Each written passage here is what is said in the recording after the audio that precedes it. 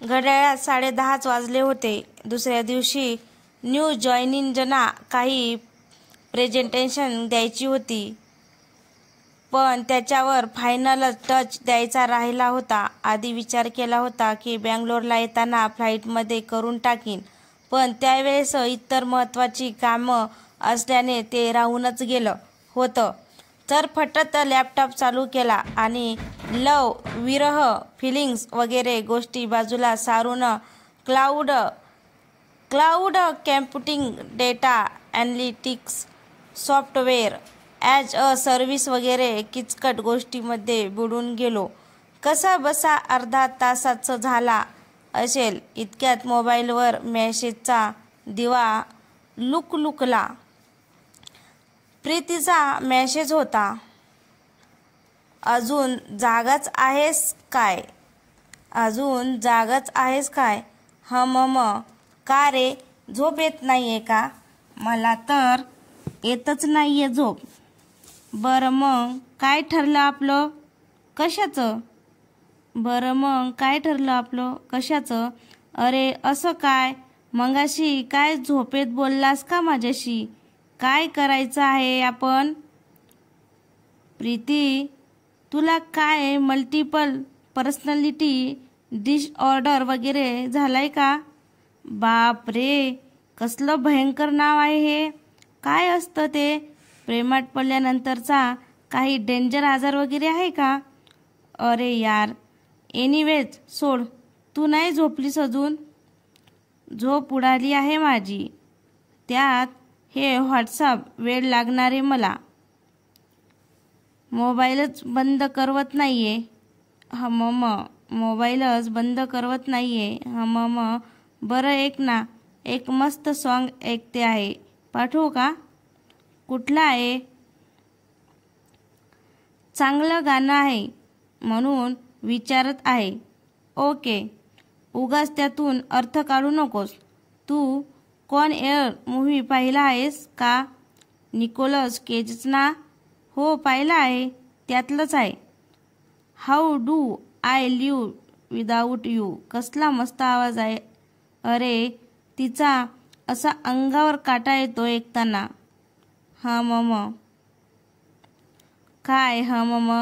Bore करते काय मी तुला? नाही, बोल. तू मगाशी म्हणालास ना हार्ट अँड ब्रेन वेगवेगळी मतं आहेत म्हणून. हो, मग काय झालं?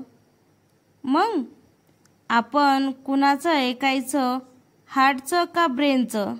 हार्टचं. ठरवणं कठीण आहे कारण आपण एक ठरवलं म्हणून दुसरं गप्प बसणार नाही. हार्ट आणि ब्रेन दोघंही मध्ये मध्ये नाक खुपसणारच.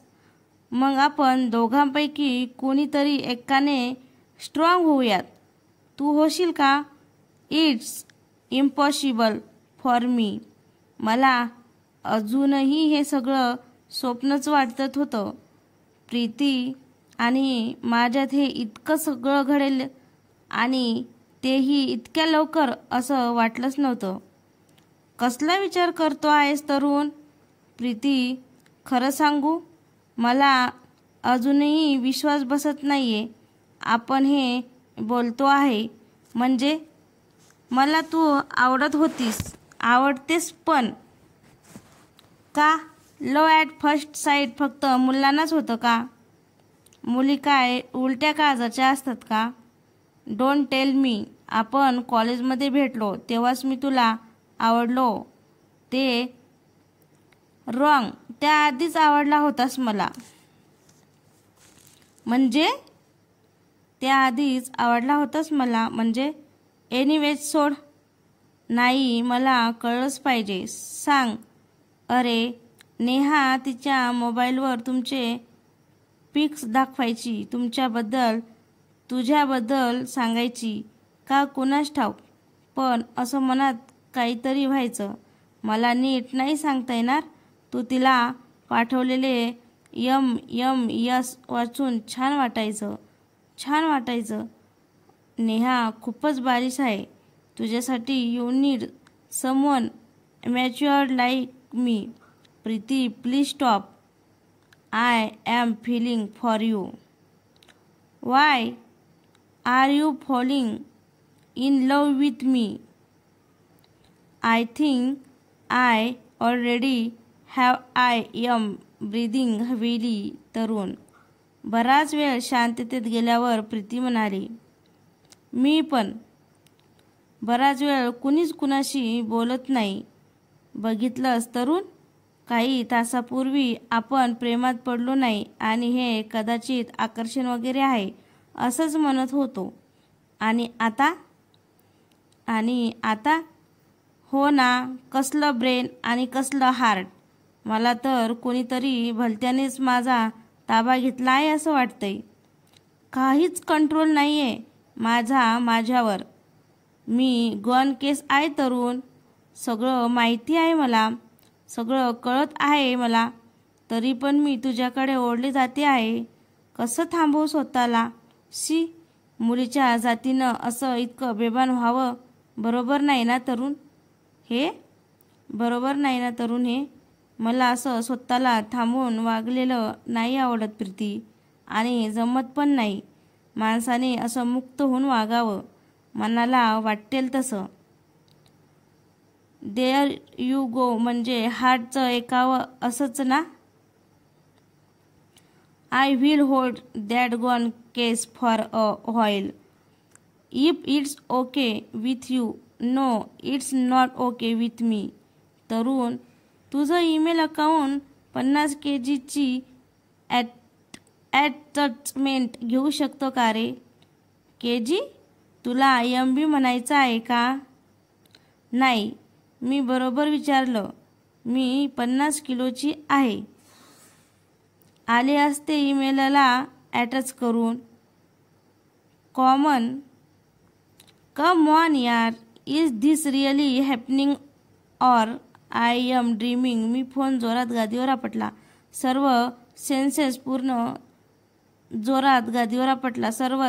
पूर्ण बधीर झाले होते. इतक्या वर्षात नेहा कधीच इतकं माझ्याशी रोमॅन्टिक बोलली नव्हती. जे फिलिंग आज मला प्रीतीशी बोलताना येत होतं तसं कधीच मला नेहाबरोबर वाटलं नव्हतं. मी समोरचा मिनी फ्रीज उघडला. आतमध्ये 2 व्हाईट चॉकलेटच्या कॅडबऱ्या होत्या. आधीसारखी एक कॅडबरी कवर फाडून खाल्ली आणि थंडगार कोकचा एक कॅन घशात उतरवला. थोडा वेळ इकडे तिकडे चक्रा मारल्या होत्या आणि परत मोबाईल हातात घेतला होता. Preeti, I want to dedicate 1 song to you. Can I? कुठलं? मैं चाहूँ तुझको मेरी जा बेपना. फिदा हूँ तुझ पे मेरी जा बेपना. मैं चाहूँ तुझको मेरी जा बेपना. फिदा हूँ तुझ पे मेरी जा बेपना. स्टॉप इट तरुण. का? काय झालं? I am blushing. I don't believe this. कित्येक वर्ष झाली लाजणारी मुलगी बघून. तू लाजतेस? तुला लाजता येतं? म्हणजे काय? काही विचारतोस का तू? प्रीती, प्लीज फोटो पाठव ना तुझा आत्ताचा. एक सेल्फी प्लीज. गप रे, काही काय, मी नाही आता फोटो वगैरे काढणार. एक तर अवतार आहे माझा असा. असू देत प्लीज. बरं ठीक आहे, 1 मिनिट. 1 मिनिट म्हणून प्रीती गेली ते 5 मिनिट झाली तरी काहीच पत्ता नाही. हॅलो, कुठे गेलीस? अजून 2-3 मिनिट गेल्यावर प्रीतीचा मेसेज आला तिच्या फोटोबरोबर. पण चेहरा फोटोच्या विरुद्ध बाजूला होता. फोटोत फक्त हसताना तिच्या गालावर उमटलेले डिंपल दिसत होते. पण माझं लक्ष वेधून घेतलं ते तिने कानात घातलेल्या इयरिंगने. एका हाताने केस बाजूला धरल्याने तिचे इयरिंग स्पष्ट दिसत होते. हेच इयरिंग होते का रे नेहाच्या मैत्रिणीच्या कानात? प्रीतीने विचारले. प्रीती, तुझ्या लक्षात आलंय का आपण कालपासून बोलतच आहोत? कालपासनं? मग घड्याळ बघ, 12 वाजून गेलेत. Good morning. Oh my God. बरं चल मग झोपूयात का आता?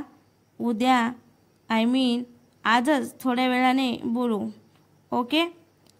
All right. Sweet dreams. Good night. Good night Tarun. बाबा bye.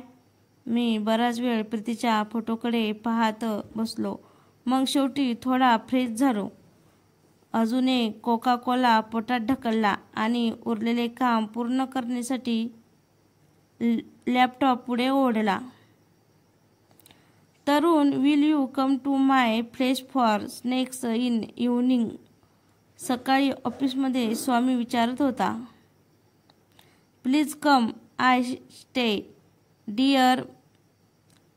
Please come I stay near by my wife Lakshmi told me to bring you home. माझ्या चेहऱ्याचे भाव पाहून तो म्हणाला. दुपारी प्रीतीचा मेसेज होता. तिच्या आईला स्क्रीन चेकअपसाठी दवाखान्यात घेऊन जाणार होती. सो संध्याकाळी ऑनलाईन नसेल म्हणून मग स्वामीला होकार कळवला. दिवस सोच होता. इंडस्ट्रीतले नवीन टेक्निकल वर्ड्स ऐकून फ्रेशर्स खुश होऊन गेले होते. प्रत्येकाच्या चेहऱ्यावर उत्साह, आत्मविश्वास वगैरे झलकत होता. मला मात्र त्याचं फार वाईट वाटलं. काही दिवसातच हे सुद्धा इतरांसारखे झोंबी होऊन कामाला झुपले जाणार. मी आपल्या पाट्या टाकल्यासारख्या प्रेझेंटेशन पूर्ण करून टाकले. संध्याकाळी स्वामीच्या घरी पोहोचलो तेव्हा लक्ष्मीने त्याच्या पत्नीने दारातच स्वागत केले. हाय तरुण, बरं झालं तू आलास. मी घरात येताना लक्ष्मी म्हणाली. तिला मराठी बोलताना पाहून मी चमकलोच. तसं स्वामी म्हणाला, she is a Maharashtrian so she could speak your language. इथे सारखं हिंदी इंग्लिश बोलून कंटाळा आला होता. बरं झालं तू आलास. इतक्या दिवसांनी मराठी बोलून बरं वाटतं बघ, लक्ष्मी म्हणाली. पुढची 10 ते 15 मिनिटं आम्ही जनरल गप्पा मारल्या. तर मित्रांनो, तुम्हाला ही कथा कशी वाटली? कथा आवडल्यास लाईक, कमेंट, शेअर करायला विसरू नका. आणि हो, आपल्या चॅनलवर कोणी नवीन असेल तर चॅनलला सबस्क्राईब करा, जेणेकरून माझी येणारी प्रत्येक कविता तुमच्यापर्यंत पोहोचू शकेल. धन्यवाद.